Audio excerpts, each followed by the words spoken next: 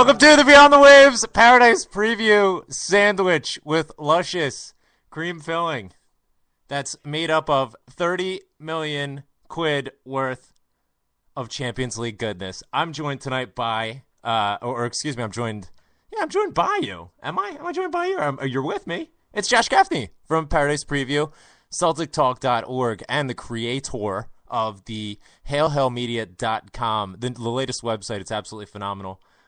Josh, hail. Now, you were at the game tonight. I could not be more jealous. Tell me, Susan Boyle, really the highlight of the night, wouldn't you say? Well, actually missed Susan Boyle, as did a lot of other Celtic fans because of a crash on the M8, unfortunately. Yes. The M8. We had so much sympathy listening in, or I guess following along on Twitter. There were traffic reports galore being retweeted, and my heart certainly went out to you all. Obviously, following here in the U.S., it's a midday sort of dynamic. I was waiting outside of a half-opened pub, but nonetheless, fantastic day, fantastic night. Give us a sense for what the atmosphere was like there at the game.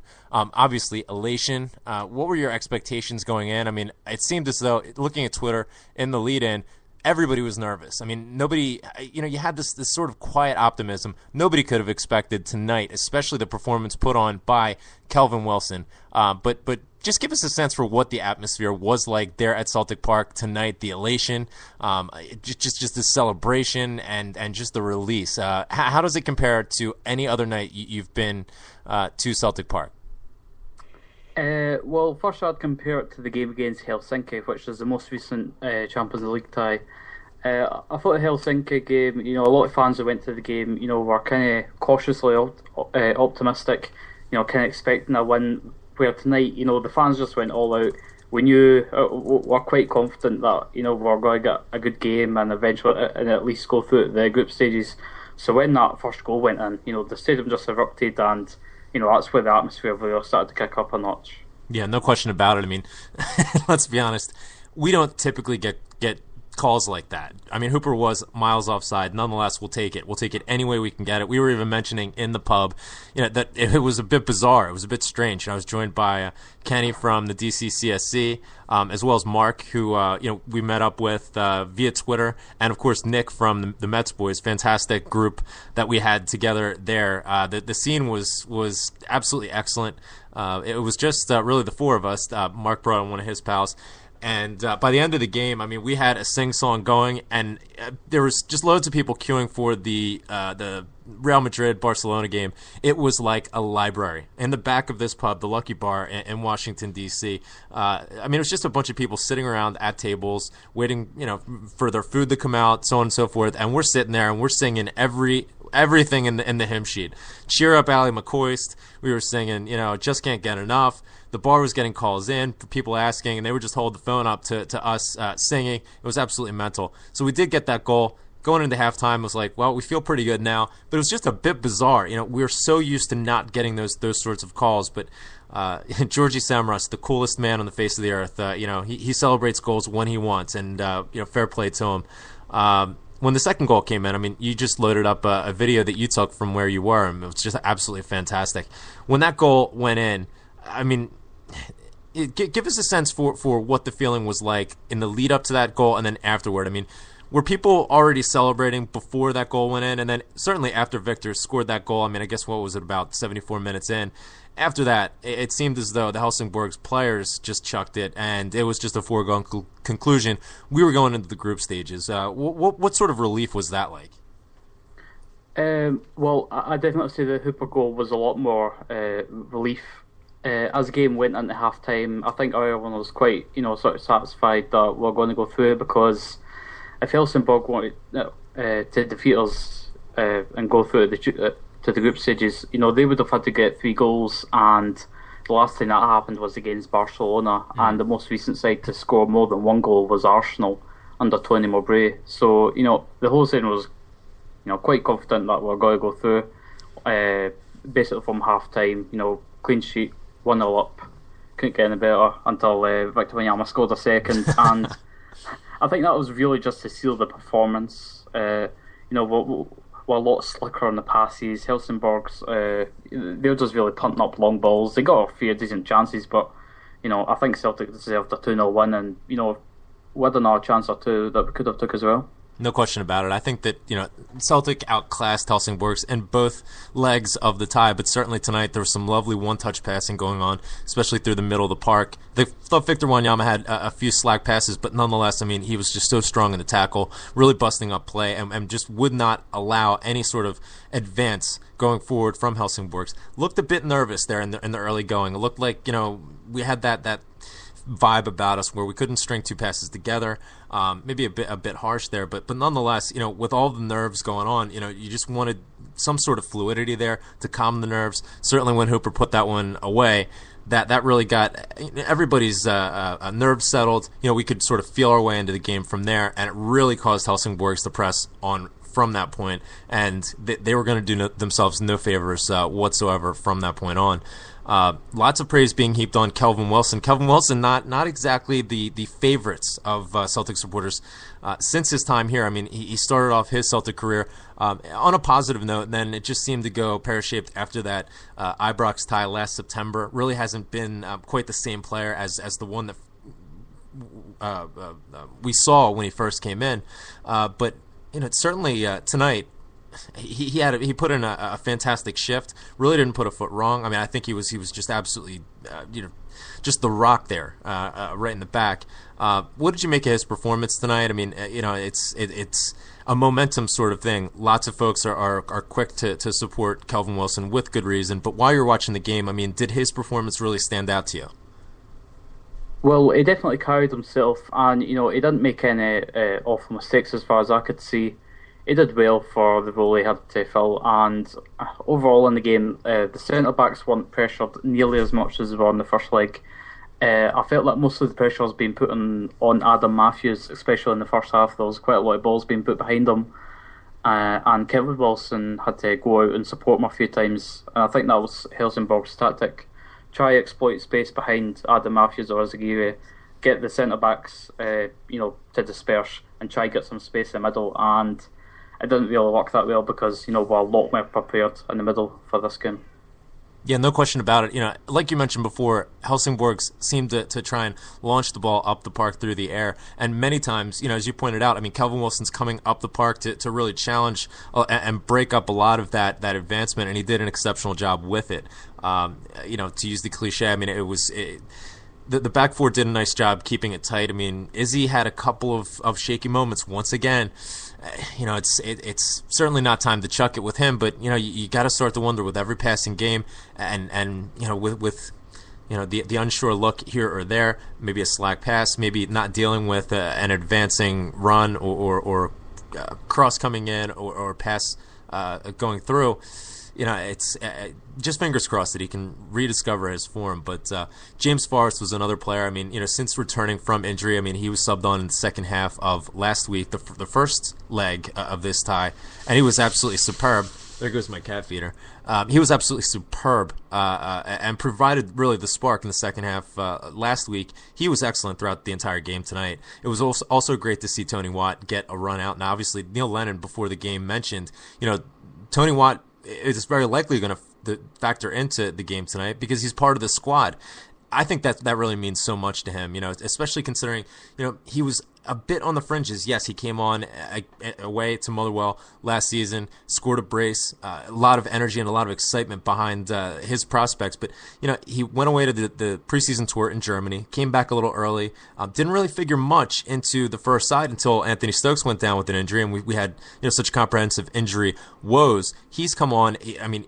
What can you say about his performance away to Inverness? I thought he was excellent as well tonight. What did you make of his performance tonight? I definitely think that James Forrest gave us, probably the best option attacking wise. Samas he wasn't brilliant tonight, but it was a force to reckon with in the air. I just felt a few times that he could have passed instead of try to make a solo run, which Helsingborg kind of dealt with reasonably well. But James Forrest, they could not contain his pace. And time again, he was cutting in I felt like he could have got himself a goal. He did hit the post, but I do think that he could have grabbed the goal if he maybe just pulled the trigger a little bit more early. He's not got a lot of game time so far this season, but he's definitely looking fit. He's looking pacey. Um, I think he's probably one of our most important players tonight. I would agree. I mean, his pace going down the flank, it didn't seem as though Helsingborg had any sort of ability to address it. I mean, obviously he was quite dangerous. And then once it seemed like we settled the nerves and we started to take the initiative in terms of keeping possession, Samaras was another standout player. I mean, it would take us all night to really go through, the players that really stood out. I mean, Fraser Forster didn't really have much to do, but Sammy had a couple of nice moves where it was like, and I'm just yelling at the TV screen, Sammy, take the ball down the byline, beat the man, and then he just sort of cuts through traffic, which is a bit out of character for him. Took it down. Obviously, his final ball is never going to be the best, but nonetheless, I thought that he was excellent tonight, and a lot of tweets coming out and really castigating, if you will, many of his doubters in the past, and with good reason. I mean, he's been exceptional as of late since he's really found his home, his spot, if you will, on that left-hand side. And I thought Commons and Hooper, on the early part of the game, really linked up well. I mean, I thought they were a good partnership. You find with some of the good partnerships and the dynamic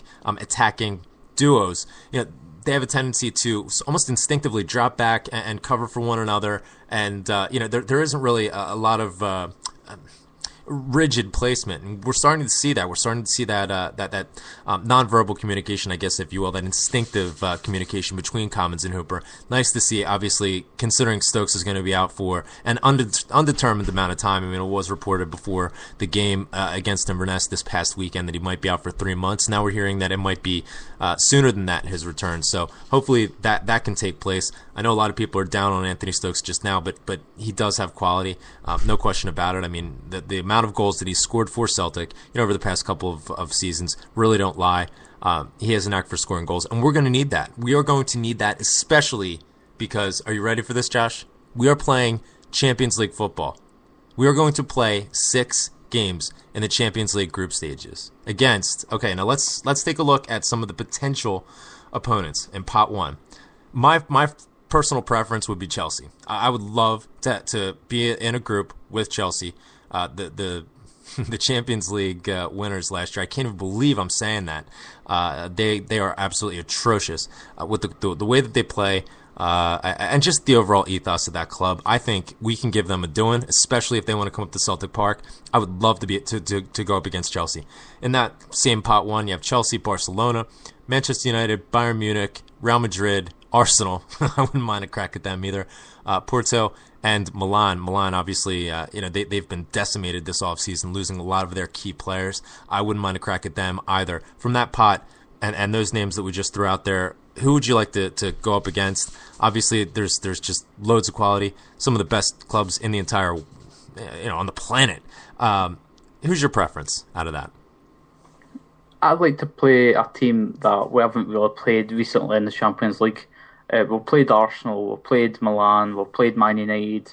So, I'd kind of fancy someone, maybe a bit of Bayern Munich, maybe Chelsea. Obviously, they're fans and the club overall, they're not my favourite club. Bayern Munich, they've got a real good stadium, and they were the semi-finalists. Oh, they were the finalists last season. Yeah. They won the final. So, I kind of fancy Bayern Munich for Pot 1. Yeah, I think that's a good shout. We got a lot of. I saw several tweets with folks calling out Bayern Munich. That would be a brilliant city to travel to. A brilliant away night. Obviously, like you mentioned, I mean the Allianz Arena, fantastic venue. And you can't beat a bit of the Germans, can you? I mean, just standing. I mean they have terraces. They have giant steins of super strong lager or beer or whatever it is. I think that would be a marquee matchup. But in terms of playability, I'd love for us to match up against Chelsea just for what they are, and I think that we can give them a doing. And AC Milan, I think, is completely overrated this season. I mean, they're going through major issues. They only had 35,000 turn up for their first home game. I think the morale of the support is down. I think the club itself is on a downturn just now, having to sort of cut their cloth, to use an expression that's been thrown about in describing Scottish football as of late, which, by the way, is not even close to Armageddon. Isn't that funny? So let's go over to Pot 2. Now we have Valencia, Benfica, Shakhtar Donetsk, Zenit St. Petersburg, Schalke, Manchester City, Braga, who obviously we have recent experience with, and Dynamo Kiev. Out of this lot here, what strikes out at me, Valencia, it's just a solid side. They would obviously present some trouble there, but I think we match up well with them. Shakhtar Donetsk, lots of quality. Obviously, they've stockpiled the Brazilians, and of course Zenit St. Petersburg, made up mostly of the Russian national team. Lots of quality there. Manchester City, I don't want to have anything to do with them. Braga looked exceptionally dynamic in the qualifiers against Udinese most recently. Oof, that penalty that the Udinese player took last night was absolutely atrocious. And then, of course, Dynamo Kiev. Who stands out there for you in terms of who we want to avoid, and then who might be, an ideal matchup for you? Well, I like to avoid Man City because, well, they're the best team in Pot 2. Valencia, I don't think we'll face them in a little while. They didn't look fantastic against Rangers when they played them 2 seasons ago, I think. So maybe Valencia, trip to Spain. Shakhtar Donetsk, we've played them before. I'm not sure about Zenit and Dynamo Kiev. Yeah, I think the Dynamo Kiev, they might be on a bit of a downer just now. Zenit, obviously, if we're going to have a draw with them, maybe away in November or something like that, it is going to be absolutely Baltic. Baltic isn't even the word. I would love to stay far, far away from the Ukraine, Russia, at any cost. And a trip to Spain sure does. That sounds lovely. Even to Braga, maybe go back to Portugal, get some vengeance. But again, they do play some lovely football. But maybe sometimes their final product isn't quite up to snuff. So that would be an interesting one. I would like Valencia. I think that we match up quite well with them. Benfica scares me just a bit. And I agree with you. Manchester City, I don't want to have any part of. In terms of squad rotation, I mean, even their second team is still going to be quite formidable. Valencia for me would be a good shout. Moving over to pot 3, Olympiacos, the Greek champions, Ajax, Anderlecht, which just squeaked through last night. The Belgian champions. It's been a while since they've been in the Champions League. Lots of quality there. Juventus, who they've lost their manager for match fixing or whatever the latest Calciopoli development is. They're going through a bit of an unwinding, if you will. Obviously, that has a bit of a different moniker, if you will. But they're just coming apart at the seams, in my opinion. Seems as though they've picked up Dimitar Berbatov right out from under Fiorentina, so that's a bit of an additional amount of quality. I would prefer them out of this group. Also, Lille, Spartak Moscow, obviously with Aiden McGeady. That's certainly the favorite of many. But they are a dynamic side, as well as PSG, who are this year's Manchester City, and Galatasaray. Who stands out for you there? I mean, for me, I would love a crack at Juventus. I'd love either of the Italian teams because, quite frankly, they're on the skids. I think the entire league itself is on the skids. Like I mentioned, they've lost their manager. Yes, they do have loads of quality, but I think they can be had. What are your thoughts there? Well, Anderlecht isn't a mile away as well. I know that they are sort of a decent team, but obviously not the best in the world. I think we could take them, in both legs. Juventus, I still think they're a really quality team. They didn't lose a league game last season. Who's other ones? Well, there's PSG and of course Galatasaray. PSG, obviously they spent a boatload of money bringing in the likes of Ibrahimovic, Thiago Silva, but I mean, keeping all of those egos happy and in check. I mean, even for Carlo Ancelotti, who has some experience in dealing with that sort of thing from his time at Chelsea as well as AC Milan, that's a lot of work to do to keep Ibrahimovic happy, to keep him from going off on the huff. Yeah, it's hard to say that they can be had, but I definitely think that I don't think that they're as formidable as they're made out to be. I think that there's a lot on paper there, but how it's going to translate. I mean, thus far they haven't done so well in Liga. Olympiacos, again, that's a name that isn't really high up there when you talk about the great European sides. Ajax, obviously, we got a taste of them in the preseason. I don't have anything to do with them, and quite frankly, Anderlecht scares me. Galatasaray, to be honest with you, I have to claim ignorance. I don't know enough about them. Spartak Moscow, I think, is the glamour tie from this pot, considering the connection there with McGeady. I'd either go with Anderlecht or Olympiacos in terms of the sort of quality team we're coming up against. Although Spartak Moscow, that'd be good playing against Eddie McGeady, and I'd go for what Chris chose for his group: Bayern Munich, Braga, and Anderlecht. Nice.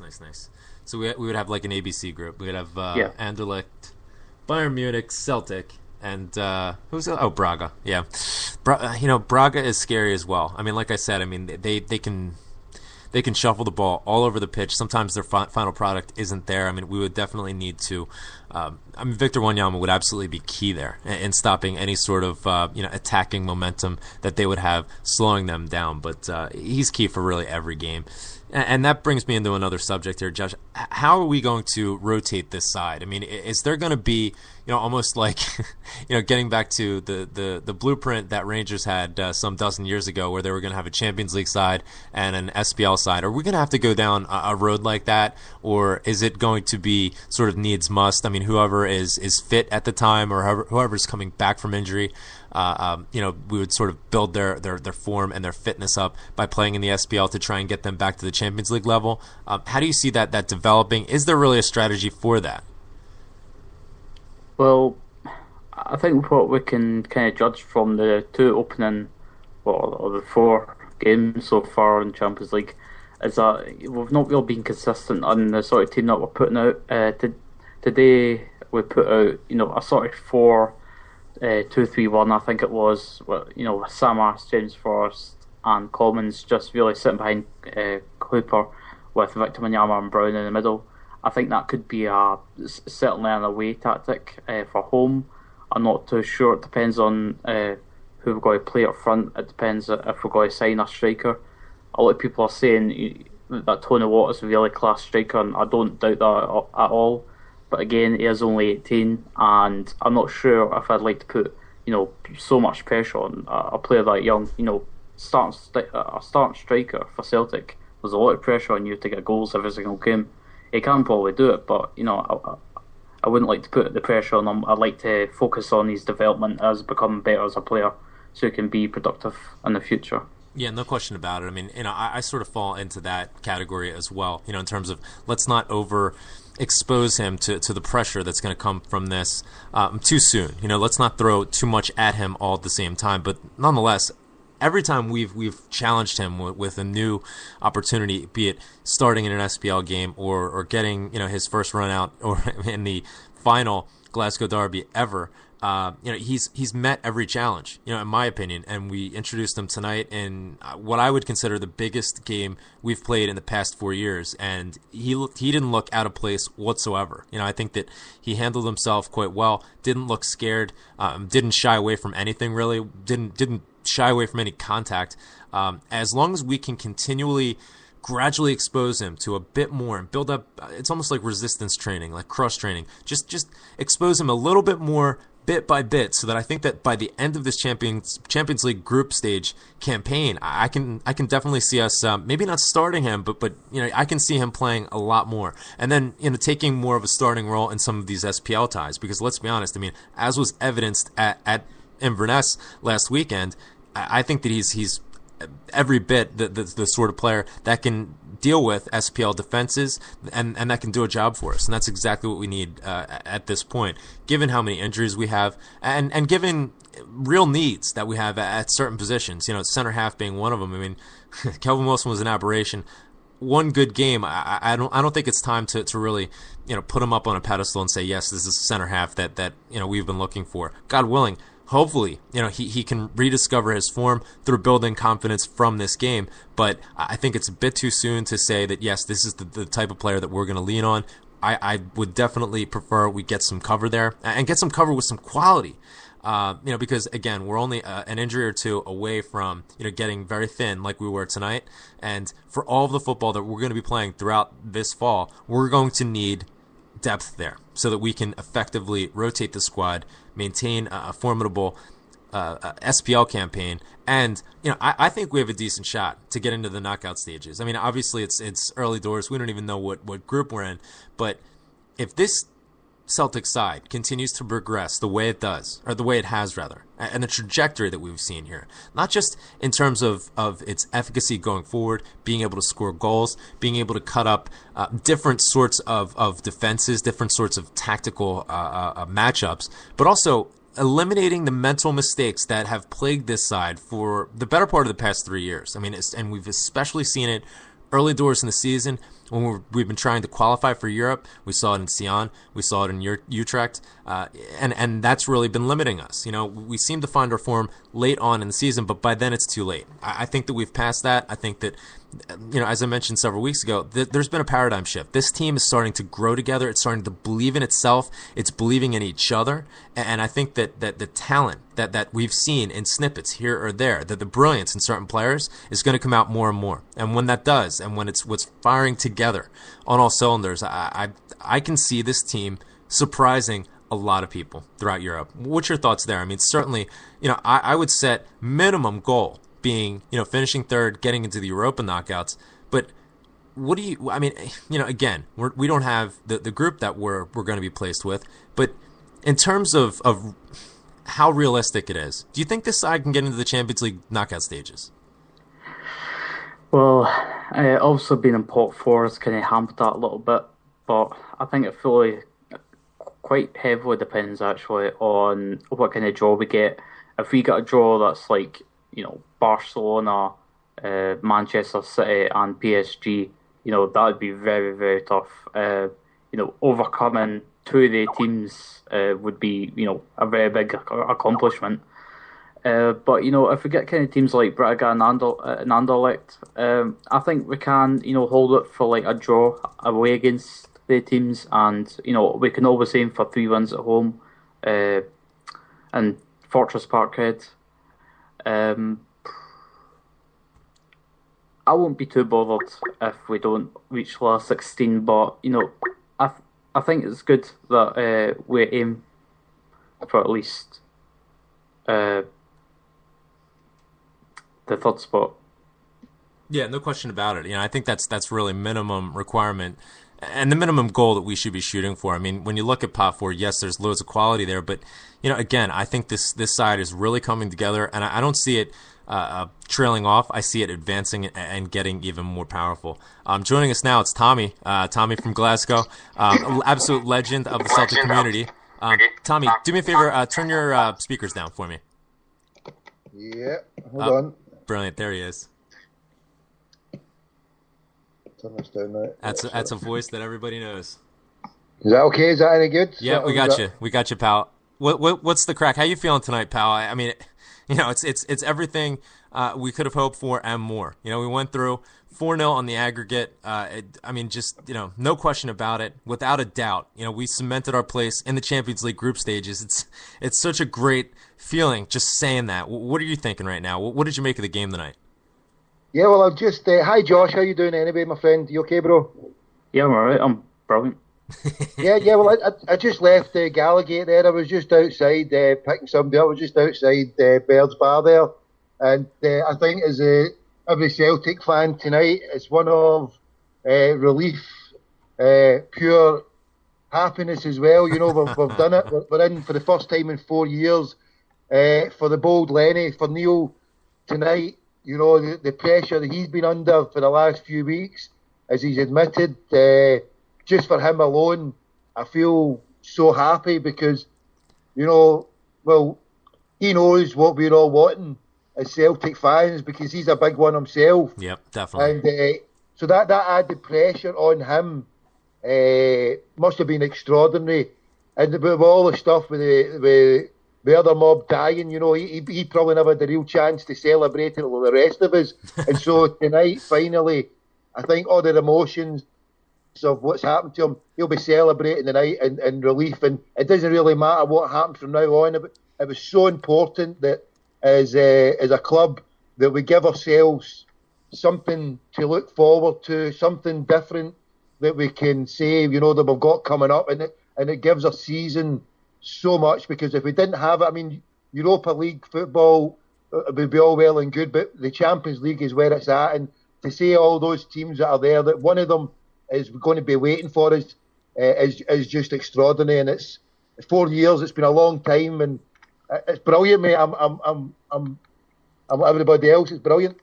It's just absolutely phenomenal. It's a phenomenal feeling on several levels. I mean, first off, like you mentioned, very rightfully so, Neil Lennon, I mean, just the relief that he must be feeling, and just how much work he's put into the side and trying to get them prepared and trying to deal with so many injuries and so many shortcomings with the side. We haven't bought really anybody. I mean, aside from Fraser Forster, we haven't brought in any new faces. Hopefully we'll get a couple new ones in the next couple of days. We're right up against it with regard to the transfer window closing. But the job that Neil Lennon has done, in spite of all this, is truly extraordinary. Not just, from, as I mentioned, cutting open two quality Scandinavian sides to progress into the Champions League on our own merits, and do it with some style and do it with some class, and eliminate many of the mental errors that have held us back over the past several years. And watching him, like you said, everything that he's had to deal with during his time as Celtic manager. I saw a tweet from the lowly Graham, a.k.a. Britney Spears, tonight, talking about when Neil Lennon was appointed Celtic manager. He, and I'm paraphrasing, felt like Celtic was just off on one in nominating him. And he said, Neil Lennon almost chinned him then. And he said, you know what, he was completely wrong. This is vindication for Neil Lennon, and watching him celebrate the goals, especially the first one, just the excitement for him. It's a wee bonus, for us to be able to be happy for him, because let's be honest, he's a legend to all of us. Even the skeptics, who weren't supportive of his appointment as manager, you have to feel good for him, as well as feeling good for us as Celtic supporters, that our club is truly and rightfully back where it belongs. Now, another aspect of this is, and Tommy, this will resonate for you, I'm sure. There's been so many calls, especially since this whole debacle with the now dead Rangers Football Club. After that was done and dusted, there was all sorts of calls about, this is the end of Scottish football. Scottish football's on his knees. Armageddon. It'll never be the same. How can we ever compete with the greats of Europe? The days of yore are finally finished. This is just a complete get it right up you to Hugh Keevins and Keith Jackson, and even, yes, Graham Spears, Clyde Wan. They wanted, make no doubt about it, they wanted this to fail spectacularly. No question about it. Because they had the copy there written about our failure and demise, and the problem that they have got is, how do you square the circle? Let Rangers, the old clubs, last 25 games in Europe, and they only manage one victory. That's the last 25 games, and put to bed completely, has Neil Lennon and these players put to bed the myth that Celtic can't play away from Europe. This is now last season and this season where we've played amazingly away from home. Udinese and Rennes, and the other name of the other team escapes me as well, but we played brilliantly in the two games so far. And like you say, the problems that we've had in the last couple of seasons have been the inexperience of some of the players, and that's understandable. But now, as you see a young team gelling together, there's so much promise in Europe. For any teams out there, they should be fearing us, because we're a great unknown now. We've got so much promise and potential. And the best thing about our team is, well, sadly, we won't probably see the best of these players in our team, because they will go on to bigger and greater things. But just now, if we get 6 months out of Wanyama and Hooper or whatever, in this next 6 months, lead us on to the league and lead us on to something good in Europe, which I think can be possible with this team, would be immense, and it would give us a boost, and it would shut all the critics up, like you say, Graham, because there's too many people already just to have pops at us, and now we can stand proud and say, well, get it right up, because we've took Scottish football forward tonight. No question about it. I've even made the statement that this was probably the most formative, I guess is the word that I'm looking for, game that we could play. I mean, this game tonight, what we did tonight, and what we did over these two legs, has really set the tone for the next 5 years for Celtic Football Club. And let me clarify that. How I mean this is not just Celtic, but even for Scottish football. I mean, just by our getting into the group stages, we have advanced our standing and our ranking as per the coefficient 24 places. We were previously 48th. We've now moved up 24 places, and that carries all of Scottish football with it. Our coefficient's going to go up. That provides more opportunities. Look how we did it. Sorry to jump in, but the most important thing was how we did it with the players. A young team, a very, very young team. So that's what stands us out. There's so much promise there. Now they've got the platform, and they've been growing, and they've been playing better and better. And they've now got the platform that if they go out there and show what they can do now, that it's sorry for jumping in there. On you go, my man. No. Please, Tommy. We really appreciate your insight. We appreciate you calling in.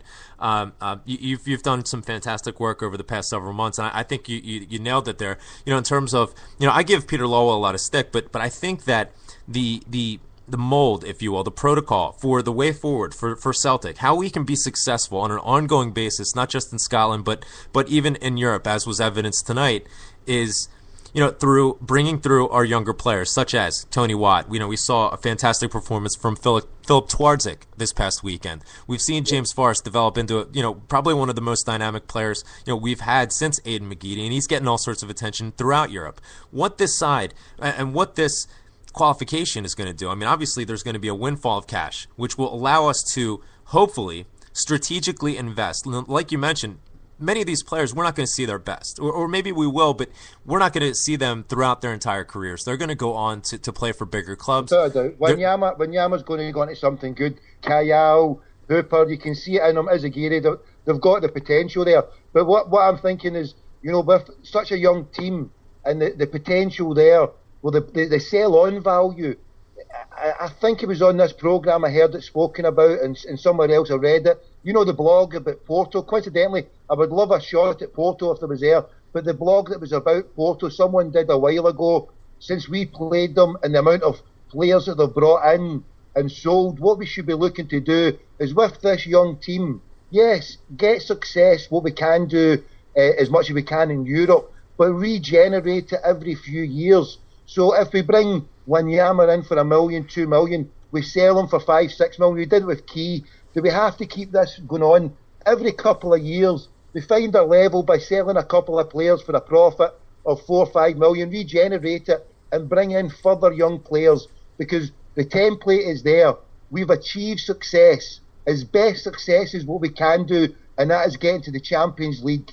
If we get to that every season, we've got to be mightily happy, and whatever we can do. If we get last 16, it's a major, major bonus. If we get European thingy through the Europa, then that's brilliant. But the fact that we've done it now on a budget that can be sustained, the budget that was there when Martin O'Neill wasn't able to be sustained. What Gordon Strachan achieved, and I was a critic for him at times as well, was nothing short of miraculous. Twice in a row, the last 16, Agreed. And how he did it. But what we've now, Neil Lennon has proved that he can do it. How did he do it? He did it on a budget that was basically on a shoestring compared to what we've had before, and he did it with young players with a sell-on value. When Martin O'Neill took his team to 2003 to Seville, none of the players were sold off at all, apart from Stilly and Petrov a few years later.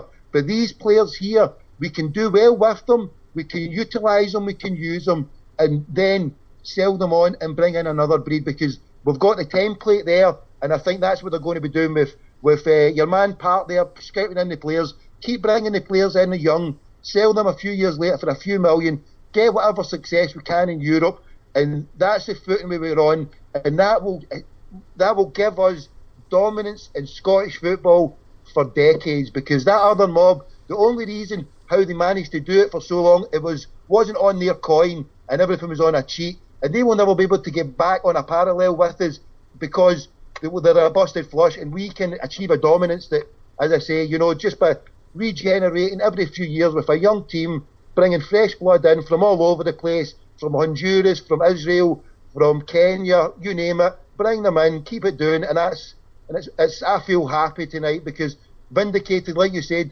shut all these idiots up in the press. They had the pens ready to write that Scottish football's death and doom. Now we're sitting in the big league, and hail for everybody that got us there. Fantastic stuff there, Tommy. You're exactly right. I mean, and what I am cautious about, and what I'm going to push on about, and what I'm going to continue to put pressure on Peter Lowell with, is you touched on it succinctly and beautifully. The fact that we're going to bring through this talent, this young talent from some obscure places that we've never heard of, players that we've never heard of. Some of the key players in this team today, when we first signed them, the first reaction was, who? And that's exactly what we need to continue doing. My only concern is we've really slowed down on the volume of players that we're bringing in. Not to say we need to go and mortgage the future so that we can keep buying players for the sake of, but I think that we need to be smart about it. The fact that we haven't bought any players aside from Fraser Forster, to me, is worrying. I'm expecting 2 and maybe 3 players to be brought in the next couple of days, because you can't just rely. A long-term strategy is not just relying on your kids to come through, because yes, they are going to make mistakes. They're just kids after all. You can't rely on these 20, 21-year-old players to carry you through and to get you to the next level and to keep it. But my friend, what age is Wanyama? Wanyama is a mainstay of that team, and the boy's only 21. Yeah. Hooper has been playing in that team. He's only 23. They're now, this is the age of youth for football. If they're good enough, I mean, that's an old cliche saying, I hate using it, but if Messi was playing with Barcelona, what age? If Watt has got the talent at 18, if Rooney had it at 18, he was put in Man United bottom for whatever it was. And if a player has got it, and I think football being so athletic, and the youth, what it gives is they've got no fear. And you can see that in the team. Celtic has benefited greatly by going on the youth policy. I mean, what ages is Aguirre? Look at Mulgrew. They're still young lads. The oldest now is Bruni at 26.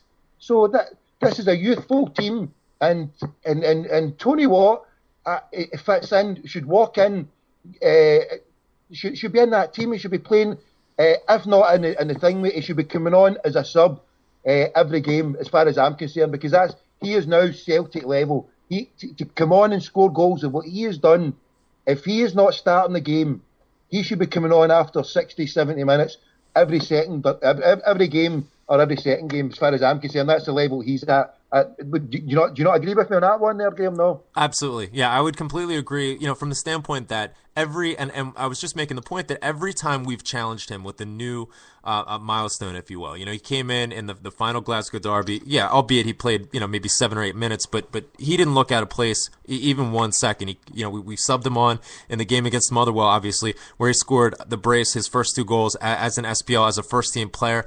We introduced him in the Champions League, and he got his first start this past week, and each time he's risen to meet the challenge. I expect us to continue to gradually expose him to more and more. And let's not throw the kitchen sink at him just yet, but let's expose him to a bit more, almost like, just build up his resistance to the point where I believe by the end of this group stage, maybe he's not getting a shout to start, but he's certainly going to be a formative figure in these Champions League ties, and he's going to be starting consistently in the SPL. He's an exciting player to look forward to in the future. I just think that at this moment, playing against the Benficas of the world, the Chelsea, Bayern Munich, whoever. I think, Tommy, I think that it would be worthwhile to maybe bring in a more experienced player. To give some of the younger players a bit more experience, maybe steady up that spine a bit.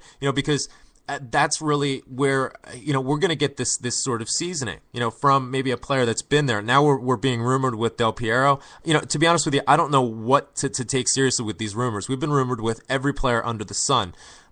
Del Piero, maybe it's a decent shout. He looked decent with Juventus last season. Whether or not he'd come to Scotland, I'm not 100% sure. We could pay his wages, but nonetheless, a player, maybe not to that level, but a player that has been there and can share experiences. We've heard Kevin Davis, his name being bandied about. I certainly think that could do a world of good for some of these younger players.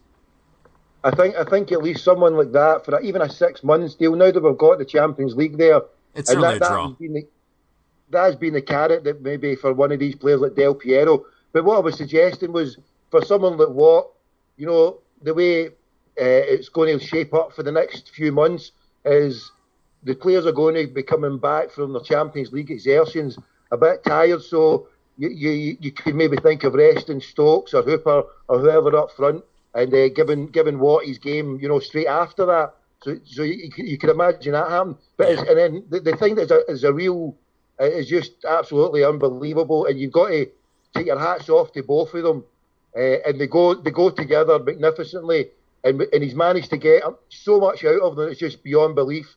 And you've got to take your hat off Giorgio Samaras and Neil Lennon. I mean, Neil Lennon for staying with him, for taking him through it, because what the guy needs isn't a kick up the arse. The guy just needs to be told, look, do this, and you're a world beater. You're world class. Mm-hmm. And Lenny has been going on and telling him, just keep doing it. Doesn't matter if you make a wee mistake, just keep going at him. And he's got serious talent. And we've always known that. And now we're seeing it from Samaras. The guy he's a gem of a player when he does it, and he's doing it at the times when we need him. And fair play to Samaras. I mean, there's times before when I've criticised him, not because I couldn't see a player waiting to go out. I've just seen a player that has not been played in the right way. And Neil Lennon has been playing him in the right way and getting him out for 100%. What's your view on that, brother? Yeah, I would agree. I mean, he's been played, out of position, in my opinion, as even a lone striker. I mean, yes, he found a bit of form at playing up top by himself, but in a partnership, as almost a number 9 role, I don't think that he does a good enough job of bringing the ball down and then distributing. Yes, he can flick the ball and he can utilize some of his size that way, but I think that he's far more effective pegged to that left-hand side. I mean, you saw the product of that today. He's drawing sometimes a central midfielder, certainly a fullback, and then sometimes drawing even a central defender over. That creates loads of space for either a midfielder or Gary Hooper to run into. We saw how dangerous that was. There was loads of space in the box several times. I mean, it could have easily been 3 or 4-0 tonight. So he's really developed into an impressive player by being played in a position and a place on the park that really utilizes his skill set. I would agree completely. He's a confidence player. That's what it's been for Neil to get him to that level of consistency and to identify on the left. That's when he's most devastating. But allowing him at times to have that free role, because you can see he's a kind of free spirit.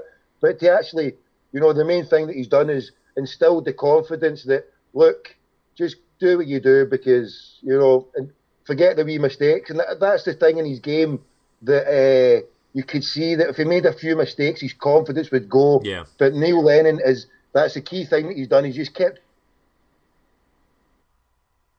you're going to make an arse of it, maybe one, whatever, but just keep with it. And that's the beauty of a player like him, is he's managed to keep him the confidence. But yeah, I'm bubbling and overjoyed with the fact that how it's been done on the budget. It's been done with the players, and as Jock Stein says when we won the big cup, it was the manner how we did it, and it's the manner how we're playing. It's the manner how we're playing that excites me more than anything, because is that not what we want as Celtic fans? No question about it, Tommy. And long may it last. I mean, it's an exciting time. I think we're really on the cusp of something beautiful.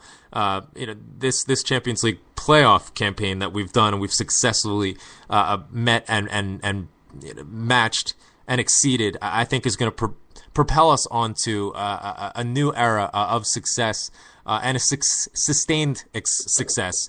Based on spending within our limits, developing young talent, bringing it through, and playing a certain way. The idealistic way that Celtic has been known for, and projecting that style. And then that allows our fan base, as was evidenced tonight at Celtic Park, to really shine and to once again show the world why we are the greatest fan base of any sporting entity on the face of the earth. No question about it. And everybody that was there tonight, even including Josh, just did an incredible service. And I just cannot wait for these Champions League ties. Magic back at Celtic Park once again. European nights, can't get any better than that. Tommy, thanks so much for calling in. Hopefully we can call on you as the season progresses, as the Champions League progresses. Keep up the great work that you're doing, brother. Chakir Allah, and hopefully we'll talk to you soon. God bless. And to you, Josh. Take care. Yep. Hail, Tommy. Cheers. Tommy's always good banter. It's always good stuff. And I'll tell you what, he knows his stuff. He really does. He's passionate about it. He can communicate it. Always great to talk to Tommy. If anybody else is listening in, I know it's late. Josh, you're probably pounding the Monster energy drink at the moment, are you not? Nah. No? I'm just back for the game. Yeah, there you go. There you go. You're running on adrenaline. Good man. I know it's late. If anybody is up and listening in, you want to call in, just give us your thoughts. Maybe give us your thoughts on who we should be targeting, who we should buy. Jordan Rhodes has gone to Blackburn for £8 million, as I predicted, as I projected. I think that's way too much money. I mean, at least for us. In my opinion, we spend $8 million on a player, we're not getting that money back. If at best case scenario, we would get $8 million back, maybe 10. But in my mind, that's not the business model going forward. It's that £2 to £3 million player. Yeah, everybody can pick away at the fact that Bangura costs $2 million, but on the same token, Gary Hooper costs $2 million as well. We need to find Gary Hoopers. If we don't find, if we're going to look around in the rough, we're going to find some diamonds. We're going to find some coal. It's important to get rid of that coal as soon as possible, as tactfully as possible, so that we can move on and then look for mining more diamonds, bringing them in, developing them, and then selling them on, as we did with Key, for a nice tidy profit. Maybe finding a youth player that can step in, and if not, like I mentioned, maybe purchasing, somebody mentioned in the chat room that Del Piero is 37 years old. Of course, but he's quality. I mean, he's been there. He's played Champions Leagues. He's experienced all of this. The amount of wisdom that he could pass on just by being around a Gary Hooper, by being around a Tony Watt. Can you imagine Tony Watt? He's 19 years old. Now all of a sudden he has Del Piero to hang out with, to bounce ideas off of, to be coached by. I mean, that would be absolutely phenomenal. Personally, just at a moment's glance, I don't think there's any possible way that could happen, but it certainly would be phenomenal. A player of that nature, maybe this old head that keeps being brought up by Neil Lennon and others that can come in and bring some backbone into the side, solidify the spine, if you will. I'd love a target man. I think that we found our answer to a second striker, maybe partnering with Gary Hooper in Tony Watt. And Chris Commons has been well in the mood, thus far. I think if we can go out and get a proper target man now, get the Baba Diawara that we were after last season, who I think would have been absolutely just phenomenal at that point. I think we need to do that, and we need to do it now. We need to get a center half, and then maybe a creative midfielder that everybody's calling out for. I don't know. Josh, what do you think? I mean, now we've gotten the money. It's coming. We know, it's upwards of £20 million. Yes, there's this debt lingering about, which I can't find on the financial statements, but apparently it's there. I don't think £5 million is too much to ask in terms of an investment strategically, not buying players for the sake of buying players, but filling gaps, filling holes where there currently are holes, and maybe adding some depth in some key areas that we're going to need going into the Champions League. What's your thoughts? In the next 2 days, this is going to come fast and furious. The next 2 days, don't blink because you are going to miss it. We're going to have the group stage draw tomorrow morning. There's going to be all sorts of transfer rumors. If you thought it was bad before, now we know how much we have to spend. So it's going to be name after name after name, and I mean, if you turn your head away for a second, you will miss something. What's your thoughts? Who should we be targeting? Maybe not specifically, but what position, what type of player, and how ambitious can we be? Well, first of all, I'd like to say that Tony Watt is definitely a player that I didn't really expect to come through for this season.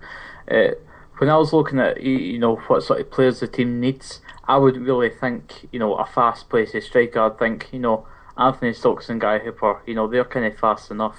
I think we should be focusing on our target man. But Tony Watt came in, and he's got loads of pace to burn, and he's got some skill as well, as we've seen on the touchline today. And I really think that's gave us another dimension to our side, another tactic, because so often when he came on today, he was asking for the ball to be played through the middle, And I think that's why, in the first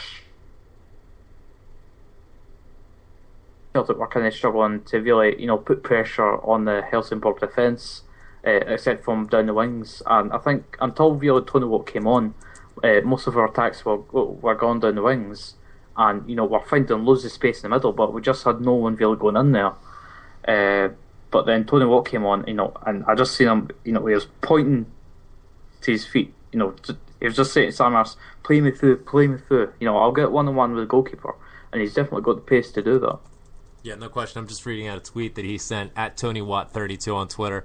He says, "Never been this happy in my life. # Champions League. # Celtic." That's absolutely phenomenal. I love seeing that. I love seeing just the exuberance of youth and just trying to imagine what he must be feeling, the excitement. I mean, he played his part in this this qualification round, and obviously there's so much to look forward to.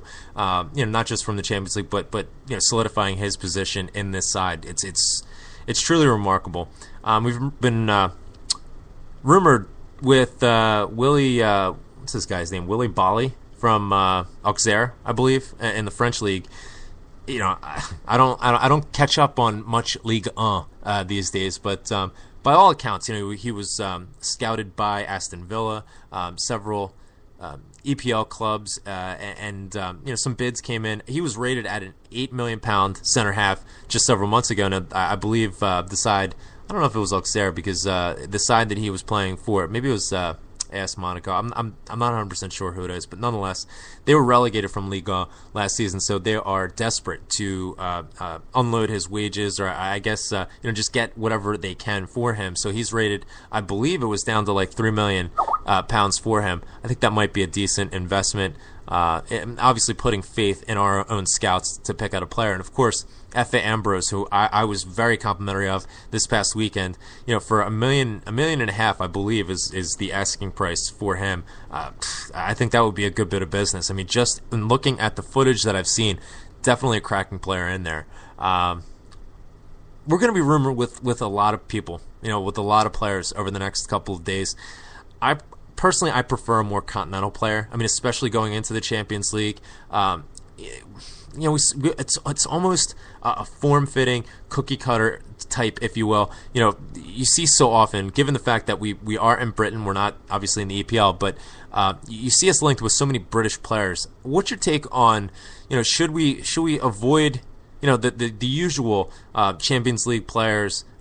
Championship players, or even EPL players who may be further along in their careers, and maybe go for some of those players in the more obscure, at least for these parts, European leagues, continental leagues. I just think that there's more upside there, in turning over rocks that maybe nobody else has looked in, and letting these players shine on a larger scale. What's your take on that? Should we look in the typical British markets? Should we be looking at more continental styles, and why do you think that? Well, as I said, Tony Watt, he offers a lot of pace, a lot bit of skill. Guy Hooper, typical poacher. He can play with the ball at his feet, and he just scores goals for fun. So adding a target man to our front line, it means that we can basically play every single style up front. We can have the fast-paced striker going behind the defenders or down the wings and the channels. We can have the goal poacher, or we can have the target man. So I think getting a target man would be very beneficial. Defence, I'm not too concerned. We do have Kevin Wilson, Wagner and Mulgrew. Willie Boley, it looks like a decent player, but I wouldn't be too concerned about spending millions and millions there. I think the scouting team could probably find a good defender for $1 million or $2 million. I'm not sure what price Willie Boley will cost exactly. It's been rumoured about $3.5 million, but at this current moment in time, I can't see us spending that much for a central defender that might not even get a start, considering Wagner is currently sort of a first team player, and Mulgrew's definitely one. In the midfield, we've got Philip Twarzik and Dylan McGeoch come through. We're being linked with, I can't remember his name, the guy from Norway, Marcus Henriksen. Yeah, he's been signed by AZ Alkmaar, so he's off. Yeah. unfortunately, because it did seem like there was some potential there. Neil Lennon had his eye on him for quite some time. Ernie Stewart, the chief scout for AZ Alkmaar, former U.S. men's national team player, had his eye on him for an extended period as well. We may have missed out on a top quality sort of talent, but there's some skill in this scouting department. Neil Lennon even mentioned after the game that they have a couple of players lined up that they're ready to go for. What was projected, I think, is true to form as well. That they had a scenario where if we went through, then we would target certain players. If we didn't go through, personally, if we didn't go through, I don't think we would be purchasing anybody. I think that we would go with the team that we currently have to play in the Europa League. I don't think we would take it overly seriously. Things have completely changed now, and the next 2 days are going to be absolutely just ecstatic. Don't, for 1 second, take yourself away from your iPad, your iPhone, your computer, because Twitter is going to be fast and furious. No question about it. With that being said, we do have SPL ties coming up, and the first of those is going to be Hibs this weekend. Now, we didn't have a whole lot of expectations coming into this season for Hibs. They were, in my opinion, they were lucky not to get relegated, considering how bad they were last season. Not just in terms of the results that they had, but the way that they played. I mean, it was absolutely atrocious. But in 4 games so far, they have 2 wins, a draw. They do have 1 loss to Dundee United. So going up against a side like St. Johnson, which has been decimated by losing players for one reason or another, St. Mirren. But nonetheless, this Hibs side, they have to take solace in every victory that they get. No question about it. Had a nice 1-1 draw in the Edinburgh Derby, the Salt and Sauce Derby, if you will. Resparking the Fenian Sauce Wars, controversial. Dundee United, I mean, no shame in losing to them in the first game of the season. What do you make of this Hibs side? I mean, it's easy to sort of take them, lightly, considering that their play from last season, but this is a completely, I don't know if it's an invigorated Hibs side, but what do you make of this? I mean, what's our mentality going into this? I mean, this has banana skin written all over it for me. I'm a bit nervous. What do you make of it? Well, in the middle of yesterday actually, Hibs were beaten in a cup. I can't remember what cup it was, but they were beaten in the cup by Queen of the South, the team that my cousin plays for. So that's another SPL side he's knocked out of a cup. There you go. Yeah, both they and Killy were knocked out. I believe it was the League Cup. Yeah, the League Cup. So I'm pretty sure that was their second team.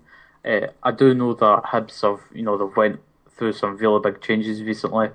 But so far as I've seen them so far this season, they've looked a lot better. They've signed some more more experienced players. Tim Clancy is a good example, and also their striker Lee Griffiths. He's starting to really turn good. Yeah, I remember the first time we came up against him, he got 2 good 1-on-1 chances with Fraser Forster, but he just shot them wide. Terrible finishing. But it seems like he's starting to get a little bit more consistent in front of goal. And so far this season, he's scored 3 goals in 3 games, I'm sure. So I think he'll definitely be dangerous. I think the other striker they've got is Doyle, someone. And I suppose he's doing not bad as well.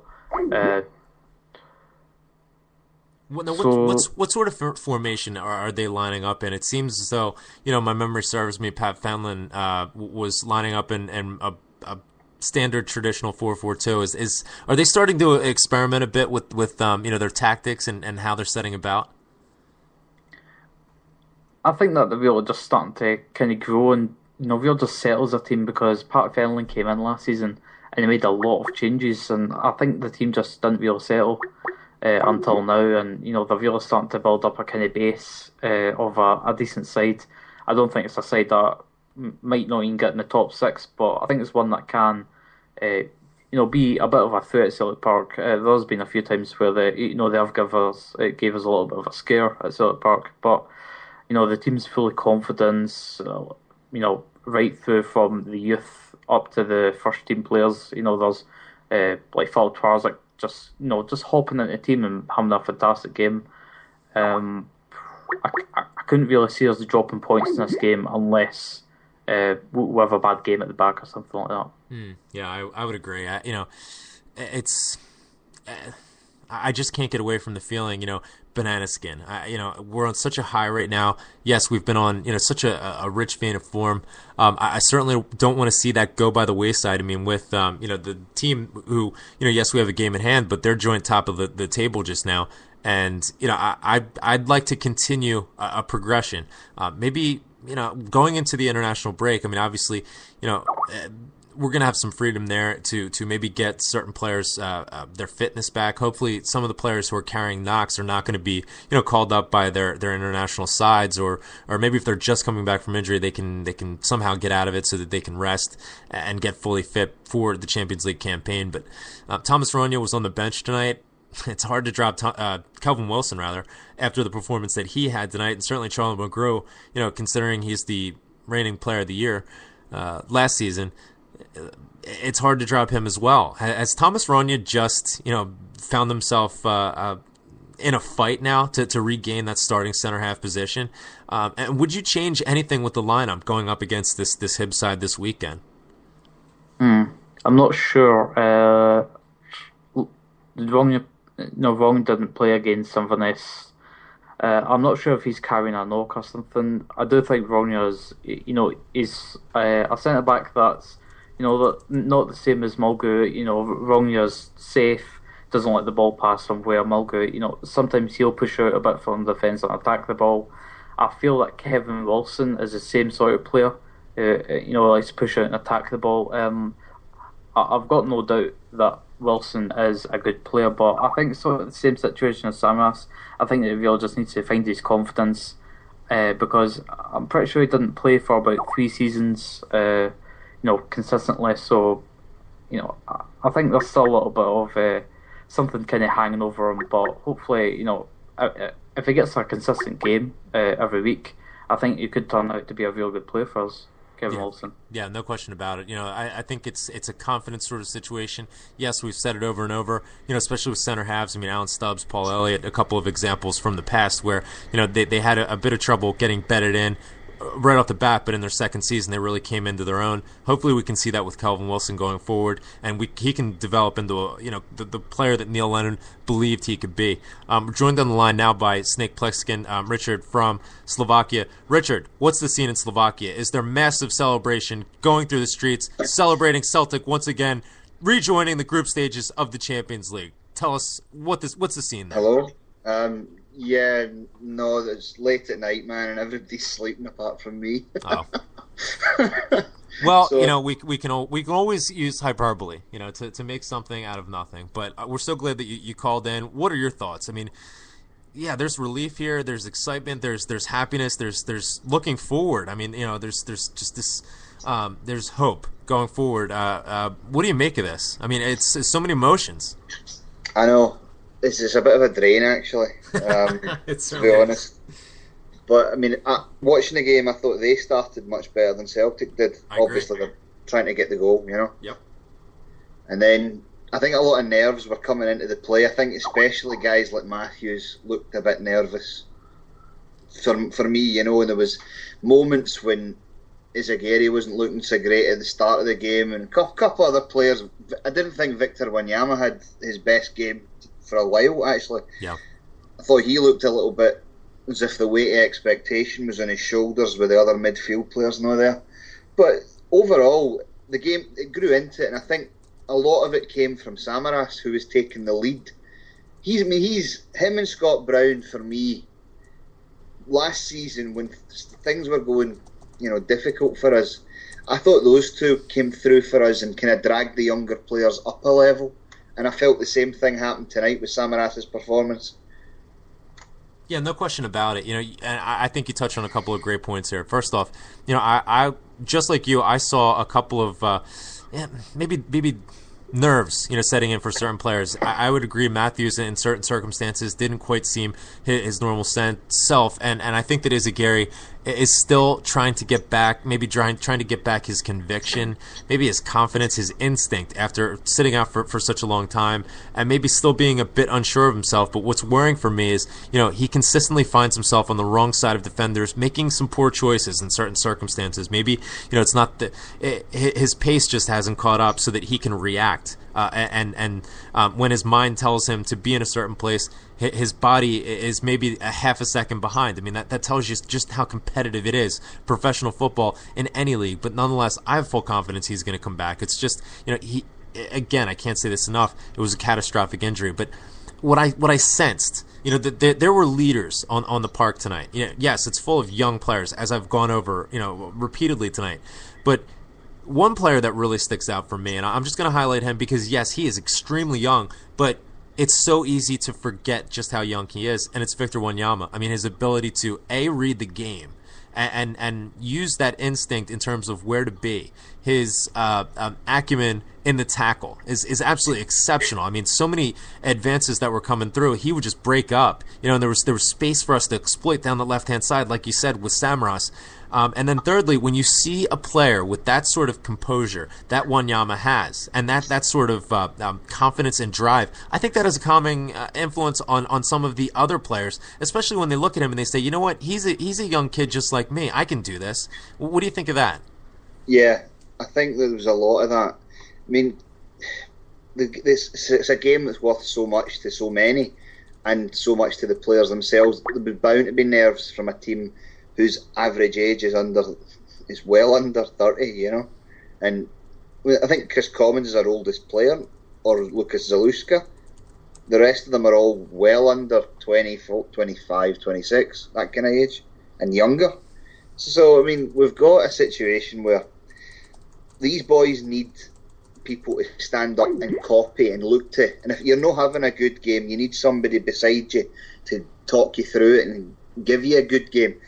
When Tony Watt came on, he played with no fear, but he's looking to score. Guys in the defence in the middle of the park are the ones that are mindful. We've got to do different jobs for the team other than just try and attack and put the other team on the front foot. So, for me, I thought Kelvin Wilson was his best game in a Celtic shirt. No question. No question at all. Charlie Mulgrew was steady, always there to receive the ball, made some very good clearances, good interceptions. Scott Brown, captain's role, drove the team on, made tackles, got in the opposition's faces when it had to be done. And Forrest, I thought for the first 20 minutes, where the hell is James Forrest? But we just weren't getting the ball to him because I think they were frightened of him. But once he got himself into the game, you could tell they were petrified of him running at him. Yeah, no question. I mean, they even found it hard to foul him, with his technique, the ball at his feet. He was finding ways to sort of weave around. What he's really limited, I guess. I guess you can't even say recently, but for the better part of the past year, we used to see players, and McGeady was exceptional at this, taking the ball down to the byline and then whipping it in. Using his pace or the tricks with the ball at his feet to try and get past that player, open up some space, and then whip it in. Now, obviously, we don't have the height, and we don't have the type of striker or the type of attacking presence that can capitalize on that sort of thing. But I would love it if James could start to do more of that, not just in terms of adding a different element to his game, but also keeping one of those central defenders occupied, because you do that enough times, a central defender is going to come over, try and block the ball coming in, and worst case scenario, they try and block it, you get a corner out of it. That's exactly what you need. What I see from him consistently is he'll try and cut it back through right at the top of the 18-yard box. He'll cut it back. Sometimes when he gets caught in traffic, there's an opportunity, maybe, with that half a second of space to have a snapshot. He doesn't quite do that, and maybe the play breaks down. But nonetheless, he's going to get, I'm telling you right now, we talk about Victor Wanyama and the amount of attention that he's gotten and the amount of potential that he has. And I think he is tailor-made for the EPL in terms of his size. He does have a bit of pace, his instinct. He is what John Obi Mikel is pronounced to be. I think Gianluigi Mikel is probably one of the most overrated midfielders in the world, bar none. But I think that Victor Wanyama is every bit of the claims that Gianluigi Mikel is. I think he fulfills that role. I just pray to God he doesn't go to a scumbag team like Chelsea. Well, let's face it, we don't like Chelsea anyway, do we? But no, I think Big Vic could even be a Serie A player. I think he's that type that could go and quite comfortably fit into a league like Serie A. I would far prefer we sell our players to teams that are not in England. I know England's got a lot of the money, but I would far rather we sold them to teams like in Serie A, La Liga, Germany, even Russia, because I would, I think I just get sick of that EPL and how it's a sandcastle. That's what it is. I agree completely. I had a great conversation today with my pal Kenny from the Washington D.C. Celtics Supporters Club, and we were talking about it's just a sandcastle. It's a house of cards that the slightest of breezes is going to push over. And I'm telling you, the first domino that's dropped in this whole sort of financial relationship to big time European and especially English football was Rangers. I mean, this is setting a precedent for, I think, some of the Goliaths in world football. You're going to see the domino drop, and it's going to be shocking. What we're seeing with Rangers is only the beginning. It's not just the Goliaths, because I think the Goliaths will find legal loopholes. It's the middle of the table to bottom half of the table clubs in England who should not have the players that they have. Oh, They're no question. the ones that are going to fall on their ass much more. No question. In my opinion. No, where the hell do teams like... Sorry, Graham. Where the hell do teams like Stoke get their money from? Well, and that's just it. I mean, the term that is used to sort of caution, any sort of audacious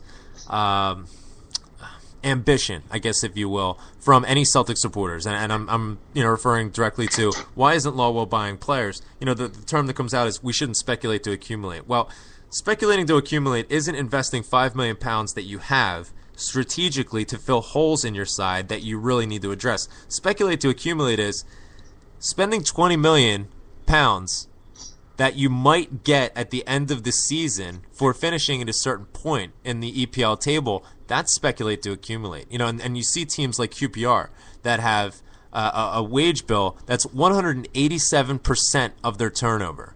Think about that. They are spending almost twice what they bring in just on wages, not transfer fees, just on wages. That's shocking. And it's a house of cards that's just waiting to get tumbled over. And you're absolutely right. It is going to be some of these smaller clubs. I think the only saving grace for some of the Goliaths would be, and this was put to bed with the BT deal as of recent, but the only thing that could save some of these Goliath clubs that wouldn't have the ability to save some of the minnows like the QPRs, like the Swanseas even, or like the Stoke. Perfect example is the ability for a Manchester United or a Liverpool to be able to negotiate their own television rights, which that projection would be able to bring in perhaps hundreds of millions per year to a Manchester United if they could individually negotiate the rights to all of the games that they play. They might approach $1 billion, but it would certainly be considerably more than they are bringing in under the collective agreement, that was just re-upped through BT away from B Sky B. That's what they're hoping for, in my mind. And if that doesn't come good, I think there's going to be bloodshed. And the Rangers situation is really the first card that's to be played in that. I didn't want to get too far down that road. Snake, let me ask you, being a man of the continent, if you will, we have a lot of options now. I mean, obviously the groups haven't been picked out, but who would you like to see Celtic go up against? I mean, who would you like to see Celtic play against in your heart? And then who would you like to see Celtic go up against, maybe from a strategic standpoint? Because let's be honest, we're all hoping that we get to the knockout stages of the Champions League. That would be absolutely phenomenal. What would be a fortunate sort of lineup or a fortunate group for us to fall into? And then who would you like to see us play? Well, from a strategic point of view, I think AC Milan is the top seed. Yep. Because of the weakest one, perhaps. Yep. Benfica, because we have a good record against Portuguese teams at home. And we've always had a good game and a good relationship with Benfica, so I think that's a good draw, and I would like us to get Anderlecht because I really want to do them. Because I didn't. The last time we saw them at Celtic Park, they were vile, their supporters, and I really would love to see them get a doing. Don't like them. Fantastic. Well, now, I mean, are any of those spots close enough for you to? I mean, obviously Portugal isn't going to be close enough. Maybe Milan. I mean, how far is Milan for you? Oh, it's about 6 hours maybe. That's doable. It's doable, but it couldn't be done with my work. It's just not possible that way. I see. But there's no Slovak teams in the Champions League. Yeah. There's no Czech teams. There's no Polish teams. There's no Slovenian teams. No Austrian teams. No Hungarian teams. So the nearest would be probably Milan or Juventus, one of those two, or possibly Bayern Munich. Of course. Yeah. How far is Munich? Munich's about a good 3-4 hours from here. That's not bad. Yeah. Maybe a bit more. Maybe a little bit more. But it would be doable in a day, if you see what I mean. Yeah, and then a turnaround. I see what you mean. Yep. But other than that, I don't want to play any of those English teams because I find their whole league repugnant. Yeah. And I don't like watching them, any of them. And they're just going to get ridiculous decisions to get them through because I honestly do believe the Champions League is rigged to get certain teams into the latter stages. That's what seeding's all about. Seeding is cheating, in my opinion. It should be all the names in a hat and pulled out, and that's who you play, and that's the end of it. And all this crap where you finish fourth in the league and you get into the Champions, that's embarrassing as far as I'm concerned. Well, I mean, listen, let's be honest. UEFA is a figment of FIFA, which, make no mistake, is the most corrupt organization on the face of the planet. They are accountable to no one. They are one of the only entities, organizations, if you will, that is completely free from any regulation by any government or by any group or standing. So they are accountable to no one. It's Sepp Blatter's personal international fiefdom, and it's a money-making enterprise. Make no mistake about it. Qatar was not selected for the 2022 World Cup based on its merits. Okay, it's not going to have floating arenas with air-conditioned pitches with terraces that just drop ice cream cones from the sky. I mean, this is a money-making entity. So if there was proof that would come to light, which there's all sorts of dark arts with that, but if there were proof that would come to light, that would ironclad say X happened to cause Y, which was cheating, I wouldn't be surprised. Yeah, I'd quite like to see teams maybe that we haven't seen before as well. Yeah, I agree. Somebody like Lille, for example. That's a close trip for most people going over. I would rather avoid the Russian teams because of the time differences for a start, for watching the game. Well, and who wants to go to Moscow or St. Petersburg in November? I mean, it's just like... Well, I've been that time of year. It's good. It's good. But it could be a hard situation because of the weather. You don't know. Sure. But no, I would love to go back to St. Petersburg personally. It's one of my favourite cities in the world. If you ever get the chance, anybody, I would thoroughly recommend it. But somewhere like Kiev, that could be a tricky game because they're fanatical out there, And I don't want to play Shakhtar Donetsk because we've seen them 3 or 4 times now, and their team's full of Brazilians that are all getting paid through a gas pipeline. Exactly. They're stockpiling Brazilians. Plus, they have a left back named Rat. Any team that has a left back named Rat, I don't want to have anything to do with them. Well, that's true. Does he still play for them? I don't know. Because he played the last time. He gives me the creeps. I watched Shakhtar a couple of times and it was just like Rat. It was like oof. I'm gonna switch off to the other game. Yeah. So somewhere where the fans can go and not have any potential dangers. Yeah, not get bothered. Places like Turkey and Greece. Crazy supporters, and it's potentially dangerous. I know we're no the typical Lagerlout type fan that would get involved in bother. Like it's Iron Brew versus Uzo. yeah. But I just think that the potential for bother in these places is high. So, you don't want Celtic getting involved in stuff like that. Whereas if we go to your Portugals, your Portugal or Spain or Valencia, Italy or France, it's more cultured. I think it's not 100% a football culture in every one of those countries. So it'd be a bit more relaxed, I think, for the fans. Better travelling as well. Yeah, I agree. It's just a pain in the neck because I've been living here for that many years. We've not played any team from near me, and so frustrating. Now there was that team Bate. Are they close by? Bate Borisov. They're in Belarus. No, they're not. They're well north of here. Who am I thinking? They were in Champions League last year, and it was just out of the blue. Their qualification. I thought they might have been. Was there a Slovakian team in the group stages last season? A couple of years ago there was. Okay. Žilina were there. Okay, that's what I was thinking of. Yeah, it was just like they lost every game they played. Yeah, but I was thinking that team last season. AOL Apoli or something. That's what it was. Yeah. The Cypriot team. Apoel, yeah. Did they not get to the last 16? I think they did. Well, they at least got to the knockout stages, and then I think Real Madrid knocked them out. Yeah, Real Madrid knocked them out, but they went to. I think they went to like penalties, to get into the knockout stages. It was something, like that, where it was just it was the quarters they played in. It was just mental.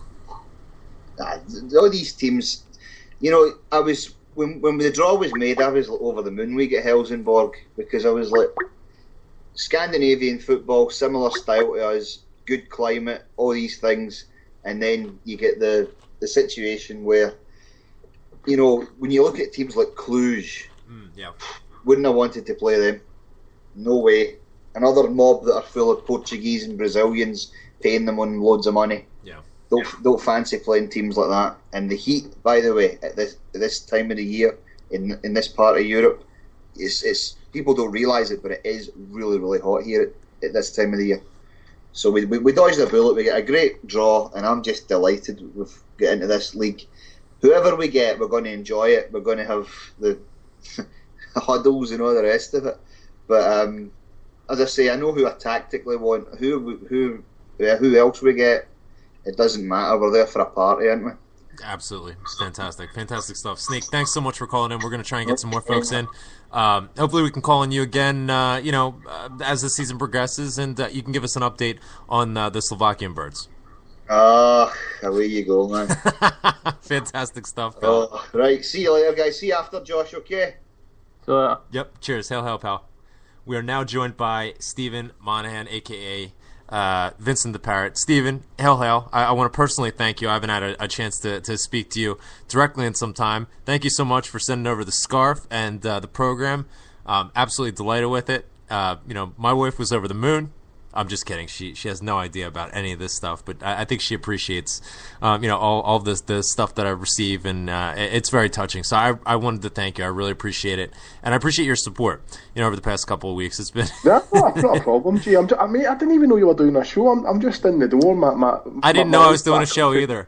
You know what? My life was like a country and western album tonight. My iPhone died about 3 years ago when I was sitting with the Green Brigade. Deco was texting me and stuff, so I got Rev some cool stickers, so I'll get them out to him. He's tweeted me back, so I'll get them out to him before the end of the week, mate. Yeah, it was a fantastic. I'm just into the call list now. I don't know if you were told about the Helsingborg fans with the swastika. Tell us about what happened, because I'm hearing all sorts of chat on Twitter about it. I did see for the offside of the stadium, there was a lot of, in that particular section, coming for the team brigade, you're going like, who are you, and a lot of booing towards the Helsingborg fans, but from my view, I couldn't see what's happening. I was in Glasgow drinking Melbirds all day, and I seen they'd quite a big crowd over, to be honest. They were all walking, at least they get tons of shopping in Hollister. They're away home to Sweden happy with bags of shopping anyway, but allegedly they pulled out a swastika, and the steward went, listen, we don't have that here, and went to take it off him, and the Swedish hooligan went to punch the steward, and the steward just punched him and knocked him out. Now, I mean, what is with the Swedish mob is bringing in a swastika? What's that about? Well, I worked in Sweden a few years ago. I was in Gothenburg, and it's a true story. I've bored Paul Larkin with it. I was in a pub with an English lad, and the lad just tapped me in the shoulder, and he went, Glasgow, and I went, oh, here we go. I went, yeah, mate, and he says, Baird's Bar. I went, yeah, I go in there. I never bought a drink for the rest of the day, Graham. My colleague was an English boy, and I basically, they never threatened him, but they just turned to him and they went, right, you've got to leave now. We don't do English in here. And I basically says, well, look, if he's got to go, he's my old apprentice, I've known the boy 11 years, he's good as gold sort of thing. But yeah, I mean, I'm surprised that they're really chilled out people, but I mean, they were loud enough tonight. But no, it was a great game. It was quite, I mean, I was up, the banner wasn't finished in time. I was in the pub tonight with the guy Phil who brung it, and I'll tweet some pictures later on. I mean, I don't know if you've seen it getting dangled over. I saw pictures of it, and I heard, I guess it was Harper that was tweeting on the Hail Hell Media Twitter site, which I'll plug that now, at Hail Hell Media on Twitter. If you're not following, go ahead and follow. But he put up an explanation that it seemed as though they didn't get the hailhellmedia.com done in time. But it wasn't done. I mean, I was basically told it wasn't done at 6 o'clock tonight, and the guys I was sitting with have basically paid for the banner. And I went, right, it says it'll be done for Saturday, Stevie. But when we got to the ground, the Green Brigade had put up a huge banner anyway, so we were sort of snookered, No, it looked brilliant, though. But we got it out at half time, but it was quite funny. Pope Paul wanted to put the banner up during the game. And that sounds like Pope Paul. There was one guy who sort of, we'd all in restricted. We were all sort of sitting down, and the guy went, oh no, you can't put the banner up, I can't see the game. A Champions League night at Celtic Park, and a guy comes out with that. Gee, you know what I mean? And I went, oh, here we go. I better get his money to get him out of jail, sort of thing. But it ended up the guy sort of, Pope Paul started shirking him, and the guy vanished into the night, sort of thing, and we went down at half time and we were holding it for about 15 minutes, So yeah, mate, it was a fantastic night. It's quite iconic. I mean, where I sit, I'll tweet some pictures on the Facebook page as soon as I hang up, but I was looking over Glasgow tonight, and I went, Jesus Christ, we're the only stadium that's rocking like this. You'll never see that other side of the city ever again. It's absolutely fantastic. And fantastic. We got off the supporters bus, and I won't even tell you, it was nearly as bad as my journey on Saturday. I've just no luck whatsoever. I'll have to get a quiet bus one day. And there was actually a guy in an old tracksuit sitting slumped up against a bus stop, drunk, and about 8 years just walked by, mate. Look what you could have won, we just burst out laughing. But it was a fantastic night, mate. But as I say though, I met some of the boys at Boys of Boys tonight, so they've got an A4 envelope full of Green Brigade stickers, so I'll get them over to you and Deco and Rev, and you can turn American Canada green, mate. I was telling the guys, I can't tell you on air whose phone number I was given tonight, but you'll be very surprised. I was sort of bitching about the situation in Philadelphia, what happened, and they went, what? And I said, Jen, and I mentioned a name, and they went, there's his mobile phone number, Stevie, and I went, oh my God. Sort of thing. But we've been promised the banner will be taken to every home game. It's not a problem, the stewards know about it, and it's going on the road for us. The two lads that sit beside us are Dundonians, and so for the Dundee and Dundee United games, the banner will be on the road, mate. But it was a fantastic match. I mean, who was your player of the match? It's hard to pick one player. For me, the player that really stood out was Samaras, and for better or for worse, a lot of times I have such a focus on Samaras because he's so frustrating.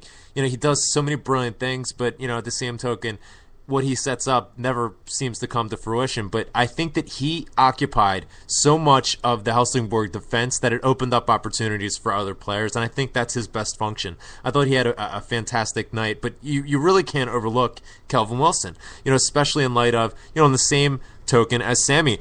Kelvin Wilson has taken so much stick as of late. I opened the show with this. He came in and he had, you could tell there was a player in there. He put in a decent shift the first few games, and then came that Ibrox game, last September, and he just made an absolute balls of it, and it never seemed he never seemed to regain his confidence after that. I worked with a lad who's a Nottingham Forest season ticket holder, and we got him, Graham, and this guy went, Stevie, he said, he's like a poor man's Rio Ferdinand. He's fast, he can get the ball out and about, and I really look forward to him. And maybe he might turn up like Alan Stubbs, he had a bad first year or whatever, you know what I mean? Paul Elliott. But Paul's distraught that Bangura's away. He calls him the sheriff out of Blazing Saddles. He's like that. He says, "Tucking my coat still here, and the sheriff's been dispatched." He's no happy at all, mate. He's a hard man to sit beside. But I'd like to shame Parcelboy on Twitter, Jerry. We were down getting the banner out. I know HailHailMedia.com's not on it yet, but we're getting people used to it and getting some pictures taken. Brilliant. And we didn't even get a pie or a coffee or a Bovril. That miserable bugger never brung us anything, mate. So I'm going to shame him on Twitter now. But yeah, totally Boris, you're doing a little show, mate. I mean, as I say, I won't hold you up if you're doing much more. But have you heard any words on transfers or anything? Or you know what, Stephen?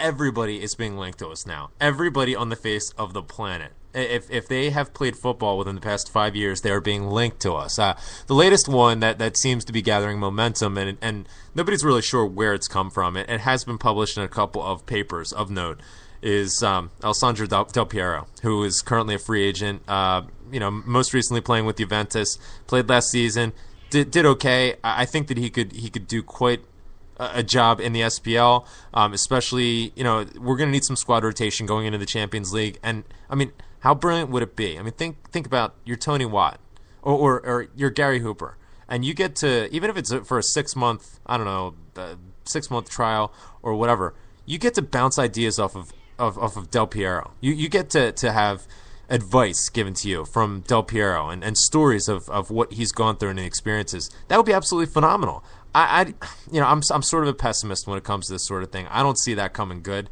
I think that he would demand huge wages that we wouldn't be able to provide, but nonetheless, that is interesting and it's exciting. I don't really know what to make of it. The one player that I've found interesting throughout all of this, who fits into our price point and I think has a tremendous upside, is this F.A. Ambrose, who is currently playing in the Israeli League. I think he's commanding a transfer fee of about $1.5 million, which is exactly where we need to be. And given the players that we've bought for around that price, and then their potential sell on, I think that spread there, that's really where we need to make our mark. He's very good with the ball at his feet. Looks like he's got a pretty decent left peg on him. Isn't afraid to carry the ball out from the back himself. Has excellent pace and recovery.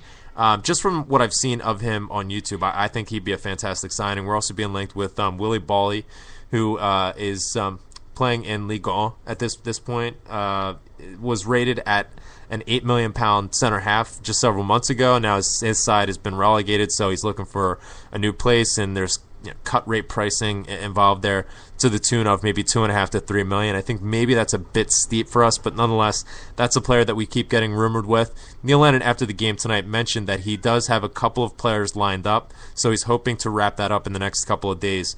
But as I mentioned earlier, don't turn your head for 1 second away from Twitter, because you will miss something. I mean, it's just going to be coming fast and furious. And it all starts tomorrow morning with the draw. We're going to find out who we're going to be paired up with in the Champions League, the group stages. I'm saying it now, and I still can't believe it. And just by saying it, it's so exciting. I can't believe it.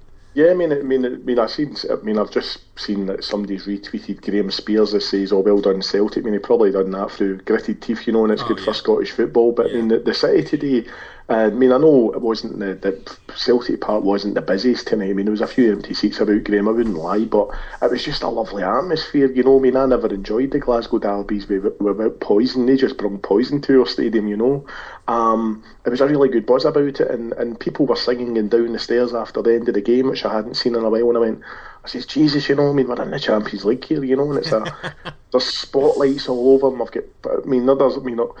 Although his marketing plans are very, very shabby for you guys and whatever, they've got round the stadium, everything's green and white, all the billboards and that, and we had to get a taxi, we were running late, we got a taxi through Bridgeton, which is predominantly a Rangers area, and each of the pubs had 4 or 5 police officers keeping them in the pub as a Celtic fan skipped up to the Champions League game, you know. Oh, that's absolutely superb, mate. But yeah, it was a good night, mate. But no, as I say with the scarf and all that, that's absolutely no problem at all, mate. Pope Paul and his disciples are already planning the away trip, you know, and I was sinking down my seat like that. Oh my God, because I don't drink, obviously, and they all drink like fish, you know. So they all own taxis, so they can take their own holidays. So yeah, they were planning I quite fancied Paris, and I could go to Jim Morrison's grave, and I've watched the last through PSG games and they've been rubbish, but yeah, they fancy getting back to Anderlecht for some reason, I don't know why. But yeah, hopefully, mate, it's all good. But as well, I mean, how was your coverage of the game? Did you have MD decent doing it, or did you watch it online? It was on regular television over here. Fox Soccer is the channel, and we typically Fox Soccer nicks the. I guess it's the Sky feed. So in the beginning it was Ian Crocker, and then the audio just went tits up, and then there was a couple of there was an American and Warren Barton, who is a former England national team player. He's absolute rubbish at the commentary, but they were doing sort of the voiceover, and it was just one cliche after another. The American guy kept saying, "Hey, Kevin Wilson's having a fantastic night tonight, man." So I mean, it's just like, who's Kevin Wilson? Can I just give you an exclusive? I mean, this broke my heart when I got told it in the taxi. Yeah, the lad that you seen the picture of your Paul, and the lad that was done up as the bishop beside him, the monk, David. Yeah. Well, David's daughter's a really nice looking lassie, and she's currently getting out with somebody involved with the Sevco thing. It's not a player. It's somebody like try to help them out.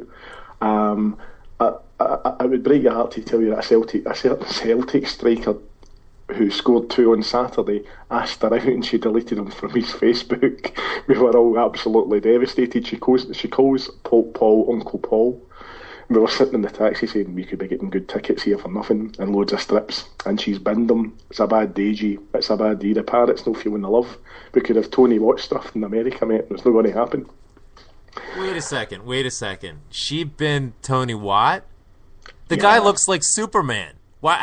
She said he was ugly. Well, I don't know. I'm a bloke. I don't know if good blokes are good looking or not. But she needs to give her head a shake. I don't know what bloke is good looking, but if she's involved with a Sev Conehead and passing over Clark Kent, Tony Watt looks like Clark Kent. How can you pass that up? She needs to give her head a shake. I know, mate. I know. I mean, probably the only guy, if he was a single bloke, the only other guy I would let Tony, and apart from Tony Watt, would be Deco, but he's married with kids, so he's off the card, mate. I'll get that. He's probably sitting drunk, but no. Hopefully, mate. It's. I've got about 10 pictures from the game before the match, and the Champions League music and the big ball and the pitch getting bounced up and down, the flag. It's fantastic, mate. Hang on a second. Hang on. Oh, don't tease me, G. Don't tease me. But I'm going to sing. I think it's time. We got through. It's time for me to sing. There's no vocals for a while, though. You got to wait for it to build up. Okay. It's the instrumental, right? La, la, la, la. La, As I la. You're killing me. La, la. Hugh Keevins, get it up, yeah. Yes. He wasn't even allowed in the stadium tonight, that's just fantastic. Keith Jackson, get it right up, yeah. I think I found my spot here. You have, mate. But no, I was supposed to meet all sorts of Twitterati folk today, and I never seen any of them. Obviously, the Black Taxi Mafia sort of kidnapped me, mate. But we took some pictures of the banner, and it's like it's where Paul's having his book launch on Saturday. It's like the quite trendy bit of town, and they actually had security on. They weren't going to let me into the pub with a New York Cosmos T-shirt. Why not? They looked at the badge and they were looking because it was green. And this is that's an not Irish colours. And they went, and she looked at me, yeah, it's a New York T-shirt, Oh, and she went, piss off. And she went, okay then. And just as that, Paul came in with a green, white and orange Pringle sweater, they went, I'm definitely getting in, and just breezed in. Yeah, I'll get the pictures up as soon as I hang up on the website. As I say, usually I'd get them done live, but the 3Gs, the network I'm with, the 3G network's really bad at Celtic Park when there's a game on, mate. Yeah, I got you. But it was all good, mate. But as I say, hopefully we'll see who we get tomorrow. But apart from that, the only I said to the boys on the show on Monday night, I was still told, I know you're not keen on him. I mean, I don't know if he's away. Somebody says he's away to Blackburn tonight, Jordan Woods. I don't know if he is or not. Nah, bad business. I would love to have him, but, if we buy him for $8 million as he went to Blackburn, no English team is going to pay a Scottish team any more than that. I don't think that the spread in terms of his sell-on fee would be enough to justify shelling out that much money, especially when we have multiple needs. I rate him. I mean, I think he's a fantastic player from what I've seen of him, but that's just priced out of our market, in my opinion. Oh yeah, I mean, the only thing is that the person who told me that last week also said that, as I said to the boys in the show, that our chief executive is desperately pushing for an Asian signing. Of course, because he knows nothing about marketing. Nothing. So, we'll wait and see. But as I say, I mean, hopefully, I'm not going to take it. It's been a fantastic night for the club, so I don't want to say anything too negative. But obviously, I mean, as I say, mate, I'm still heartbroken the way he's were treated over there by them. I say to the guys tonight, and I mean, they're all sitting with smartphones, the guys I was with tonight, and they don't know anything about Twitter or Spreaker or anything, so I'm sort of brainwashing them all and getting them stopped listening to Clyde and that. I mean, I listened to Clyde a little last season, and then this season I was willing to give them the break. I says I've been given the summer break from the season. They might have bring in some new dynamics to the show and some more relevant people, but it's the same old rubbish stuff. They're marketing. Yeah, and now it's talking down the Scottish game. Oh, Scottish game, it's terrible, and I mean, the loss of Rangers is definitely going to impact the viability of Scotland. You know what? I actually have an answer to that. Get it up, yeah, because we're in the Champions League. So turn off Clyde, support your side. Don't listen to that snide. Let's cut to the chase here. You come over for a Champions League game because there's a few spare seats up beside me and Pope Paul. We can hook you up. It's not a problem, mate. Oh, I think I'll have to do that. I think I'm losing my head here. You can sell the Rev's kidneys or something. Just jump in a plane. Yeah, he's got two of them. That's actually a good shout. I'll give him a ring later. We'll see if we can work that out. Now, tell him I'm working on getting him Karen Gillan's autograph. Ooh. So if I get him the autograph, the Doctor Who girl, if I get him that, he's got to fly you to Glasgow. That's the deal. Good man. I think we can do that. We have leverage. Stephen, man, thanks so much for all your support. Thanks for calling in. No, not a problem, G. As I say, if you talk to Red before me or text him, just tell him to DM me his address, mate, and I'll send them out those Green Brigade stickers. I know Deco's got his eye on one of them already, so they're getting sent straight to New York to the Rev. Beautiful. But, all right, mate, listen, good calling in, good catching up, and I'll speak to you soon, G. And Josh as well. I'll see Josh on Saturday. Cheers, pal. Talk to you soon, pal. Take care. God bless. Bye-bye. Yep. Stephen, a.k.a. Vincent the Parrot. I don't think he was liking my singing. Josh, what do you think? I'm getting there. Not sure. You're not convinced. Maybe you need more. La la la la. The champions.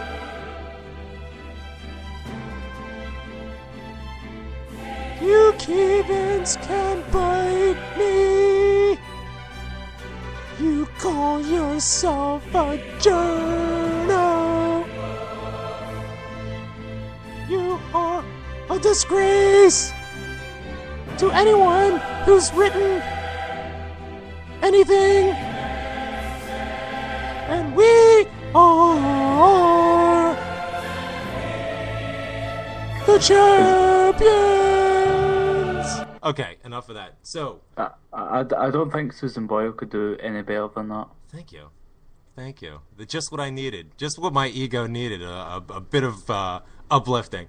Okay, one thing I want to call out. Kieran is getting in touch. He unfortunately is trying to sort out the Skype situation. He's over here in Atlanta. He's playing some football. You can find him on Twitter at Sharp1USA. Sharp1USA. He's over here getting a bit of perspective, in terms of what it's like to support Celtic from across the waves, from beyond the waves, and he's just letting us know, UCL. So the hashtag he's going to be setting up hashtag UCL Traveling Tims. I think this is a great idea. He's trying to sort of corral if cheap flights are available to whatever location from any departure. Just trying to share information so that we can book, and that's especially important for us Americans who are going to be looking to go over to Europe and partake in some of these tasty European fixtures. So that sounded super American, but shout out to Kieran at Sharp1USA. Josh, let's wrap this up and let's look ahead. Let's preview this weekend. Let's look ahead to this Hibs tie. Predictions. Scoreline. I'm a little apprehensive, like I mentioned before. This thing has banana skin written all over it. Nonetheless, I can definitely see us getting the 3 points, just what we need. What's your take? What are you expecting? What's your prediction? Well, I think Paul Larkin, last time he was really, really lucky with his book launch. What was the final score against Kilmarnock? 6-1? Yeah, good shout. So I'm going to go for a 3-0. Yeah. Or 3-1. Yeah, something like that. I can definitely see something, of that nature. Again, it's going to be at Celtic Park. It's at Celtic Park, right? Yeah. Yeah, of course. I can't even. I can't even. Of course it is. It's just a 10-15 minute walk from the stadium to Paul's Launch. Oh, lovely, lovely. So, go to the game. Go over to Paul's Launch. Actually, it's completely closed. And all the best to Paul in his book launch this coming weekend. Reminder again, you can still get copies of Albert, Doogie, and Wim at lovestreet86.com. I think he's got a few copies left, so get in touch with him and get one of those copies. They're still there. They're still waiting for you. Paul had a rather poignant text message that he sent me all the way from Celtic Park tonight. And here, let me just read it out verbatim. It read, "We're back." That's all he said. And you know what? It's coming from him, and I can see him saying it. And in the context that he was saying it, he's so very right. We are back, definitely. This is another plateau that we're coming off of. We're going into a new level, both mentally as well as just our capability. I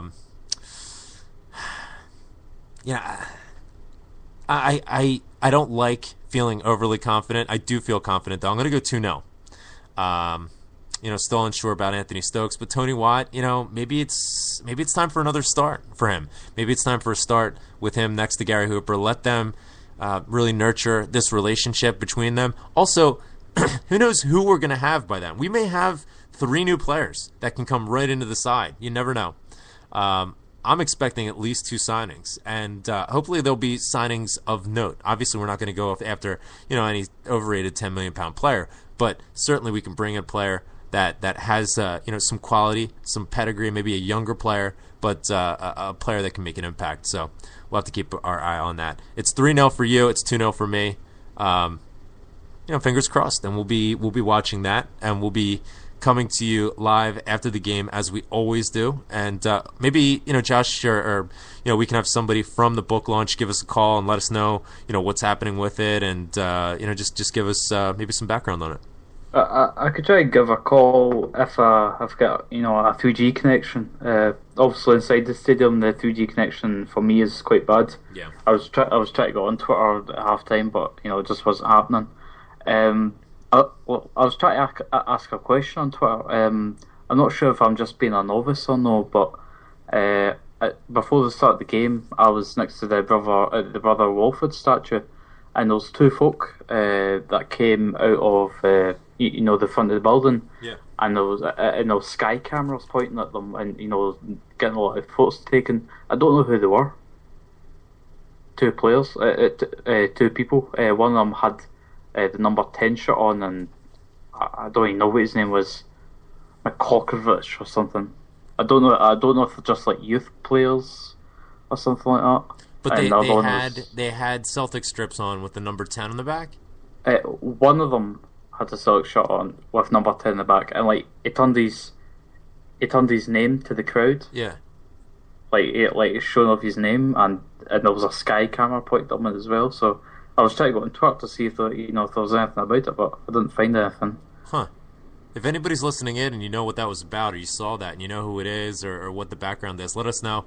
Get in touch at Paradise Preview or at BTW Celtic Show, and let us know, because that's interesting. I don't think it was any big signings because no one knew exactly what was going on. Who the hell is Kakovic? Do you know who Kakovic is? They didn't look like neither of them were really tall. I was looking like, is one of them maybe a target man? It's not a target man. Damn it. One of them was tall, skinny. The other one was small and maybe in a wee bit in the chubby side. I don't know. Ooh, a wee small chubby guy. We already have one of them. No, it wasn't wee. He was maybe about 5'9", 5'10". We already have one of them. Commons? Exactly. Hey, how good was Neil Lennon today? Just bossing that midfield, huh? Aye. Couldn't let it go with that one of them. The Homeboys, if you haven't listened back to the Homeboys yet, please do so. It was absolute magic this week, as it always is, but... Go ahead, Josh. Well, as I was kind of seeing what's going on there, a random person called Tony Cassidy just walked up on me. Ah, lovely. Yeah, for Twitter, you know. I didn't expect that. I'll just stand around there and he's like, "Hey, Josh." And I'm like, "Oh." Tony is just the nicest guy you could possibly imagine. What was he? What were his thoughts? We'll get his thoughts through you, third person. What did you guys talk about? I didn't speak to him for long, but basically he came up and said, "You know, how you doing? I'm in here. Can't wait for the game tonight. It's going to be great." I think he got a ticket off for one of his pals or something, and he was just talking about the book launch on Saturday. You know, because that was actually about 7:30, maybe 7:35. Because Paul was running late because he was on the M8. You know, the crash, but he managed to get off. Yeah. Off the motorway and get to the stadium in time. Luckily. Yeah. Did Tony do any singing? Tony? Yeah. No, he didn't.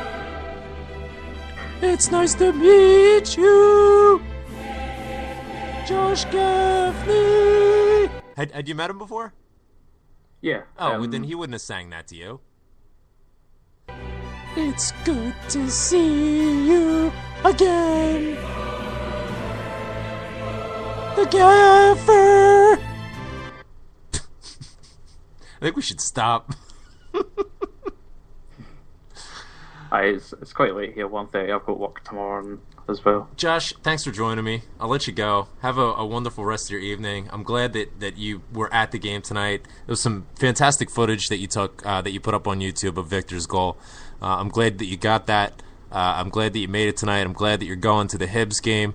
I'm glad that you're going to the book launch. And I'm glad that you're involved with Hail Hail Media because you're doing fantastic work. The website is beautiful. If you're listening to this and you haven't seen the website yet, check it out. It's stunning. www.hailhailmedia.com. It's full of brilliance, goodness, and magic. There's no magic involved. It's just blood, sweat, and determination.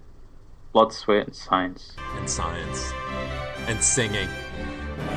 The champions! We're in the champions. I think I'm going to ruin the Champions League song for everybody now. I don't care. I love it. If people say that they don't do the same thing, they're lying. You have to sing that. Go ahead, Josh. Sing. I've got an alternative. I've got another video here of the... A video! Another one! You have a video of the huddle? Yeah, I've got a video of the huddle at the end. That was the biggest one of the game, so I could see if I could play that through. All right, fantastic. Put it up on Twitter. We'll find it on YouTube, and it'll be fantastic. Well, I could see if I could play it here. As an outro. No? If you want, I mean, is it going to resonate over the... we'll do some production live on the air. Is it going to resonate over the... Are we going to hear it? Is it going to be interesting? Or, just put it up on YouTube. You have video? Yeah, it's video. I'll just put it up on YouTube. Yeah, I want to see it. I don't want to hear anything. Well, I was going to put it up anyways. Nigel. The champions! Okay. Taking us out as always, it's going to be Shane McGowan and the Pogues. Josh, thanks so much for joining us tonight. It's fantastic. What a night. Try and sleep. I don't know how you could possibly be able to sleep after this today, but good work, and we'll speak to you soon. Having a part in the Champions League. Good man. And thank you to everyone for listening tonight. Wasn't expecting to do a show, but figured we had to. We had to be there. So we were there and had loads of fun. Thanks to everyone for calling in, and we'll talk to you on Saturday. We're in the Champions League. Let's celebrate. Hail, hail, and keep the faith. We'll talk to you soon. The island, it is silent now, but the ghosts still haunt the waves. And a torch lights up a famished man who fortune could not save. Did you work upon the railroads? Did you ride the streets of crime? Were your dollars from the White House? Were they from the 5 and dime? Did the old songs start to cheer you? And did they still make you cry? Did you count the months and years? Or did your teardrops quickly dry? I know that it was not to be on a copping ship. I came here and I never even got so far that they could change my name. Thousands are sailing across the western ocean to a land of opportunity that some of them will never see. Fortune prevailing across the western ocean, their bellies full, their spirits free. They'll break the chains of poverty and they'll dance.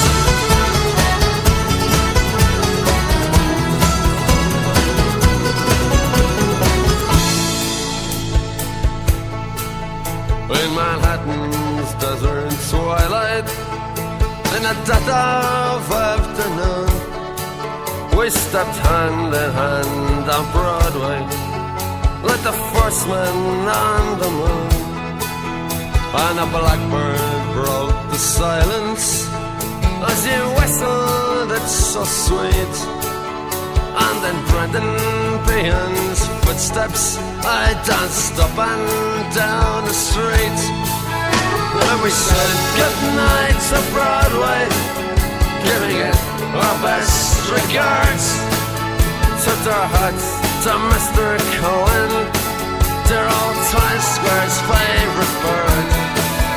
Then we raised a glass to JFK and a dozen more besides. When I got back to my empty room, I suppose I must have cried. Thousands are sailing again across the ocean with a hand of opportunity. Trust tickets